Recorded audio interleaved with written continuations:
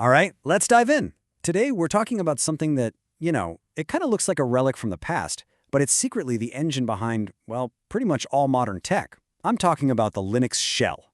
And I'm going to show you why getting really good at it is your secret weapon for becoming an absolute powerhouse in DevOps. So, let's get right into it. So I want to kick things off with a question. We live in this world of gorgeous, slick, graphical interfaces, right? Everything's a tap or a click. So why on earth is this simple, blinking cursor on a black screen? Why is this arguably the single most important, most powerful interface in the entire tech industry? The answer is probably not what you think. To really get it, we need to kind of shift how we think about the shell. This isn't just some old tool for system admins from the 90s.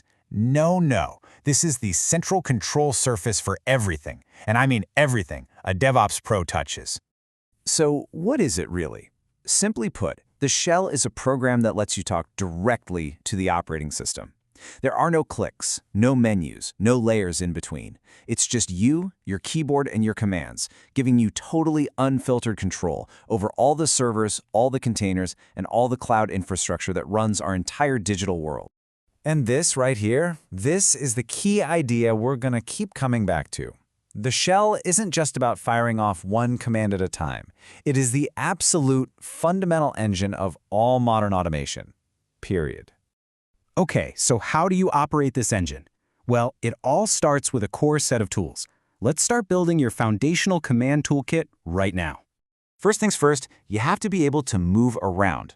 Think of PWD, LS, and CD as your map and compass.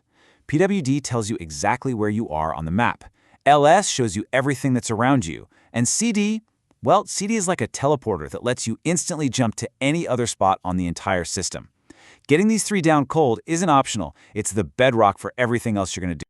Next, you need to actually do stuff with files. These four commands, touch, cp, mv, and rm, they're basically your hands. You'll be using them constantly to create config files, copy over new code, rename log files, and, of course, clean up junk. These are the lifeblood of any automation script. You will use them every single. All right, let's put this into a real-world, high-stress situation. Imagine this. The site is down. Panic is setting in. Your first two weapons are right here. Tail-F lets you watch your application log scroll by in real time. It's like you're watching the system's heartbeat live. Then, grep is your searchlight. It lets you instantly cut through thousands of lines of noise to find that one single critical error message you're looking for. This isn't just debugging. This is debugging at the speed of thought. Okay, so individual commands are great. They're useful. But the real magic, the thing that turns the shell from a simple tool into a full-blown programming environment, is when you start sticking them together. And the secret sauce for that is this little character, the pipe. Seriously, the best way to think about it is like a digital assembly line. You take the finished product from one tool, and you send it straight down the line to become the raw material for the next tool. It's that simple. And this is a perfect example of how that works. So step 1, PSAUX lists out every single process running on the machine. It's just a huge, messy wall of text.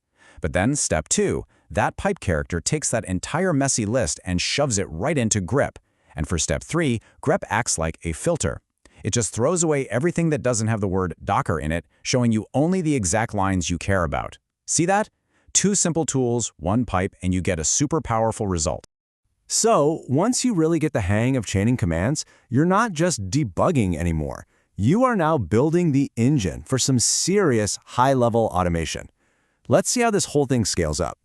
Just think about it for a second. All of these core DevOps functions, the stuff that gets you hired, the stuff that gets you promoted, they are all fundamentally built by chaining shell commands together.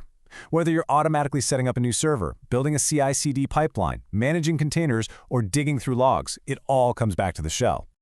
Now, you've definitely seen these logos before. You probably use these tools every day. Jenkins, GitLab CI, GitHub Actions. These are the giants of modern CI/CD. They're the platforms we all trust to build, test, and deploy our most important software. So that brings me to another question for you. What is the one, single, universal thing that every single one of these incredibly powerful, complex platforms has in common? That's the secret. Underneath all the slick web interfaces, all the fancy YAML files, all the buttons and graphs, is the good old shell. At the end of the day, these amazing tools are just really sophisticated schedulers for running shell commands. The shell is the real execution engine of all modern CI/CD. So when you master the shell, you're not just learning commands, you are mastering the hidden mechanics of your entire delivery pipeline. All right, so the case is pretty clear, right? But you're probably wondering, how do I actually get there? Let's lay out a super clear, actionable path to mastering this crucial skill. First, let's quickly cover what not to do. It's actually really easy to make mistakes that have some pretty serious consequences, like accidentally running a destructive command as the all-powerful root user. Or even worse, hard-coding passwords and API keys right into your scripts for the world to see. Just avoiding these common traps is your first big step towards being a pro. And here's your checklist for which you absolutely must focus on. Get totally fluent with moving around and managing files with ls, cd, cp, and rm. Become an expert at hunting through logs with grep and watching them live with tail. But most importantly, get a really deep understanding of how pipes and redirection actually work. These aren't just random commands. These are your daily drivers. They are the true foundation of your power as a DevOps professional. I really want to leave you with this thought, because it just perfectly sums up everything we've talked about. The Linux operating system, that's the foundation, but it's the shell that actually hands you the keys to the entire kingdom. It's what transforms you from just being a user of the system into being its commander. Mastering it is what gives you real, tangible operational power. So at the end of the day, this isn't about learning a bunch of old commands just for the heck of it. It's about understanding the fundamental engine of automation and control that runs the modern world.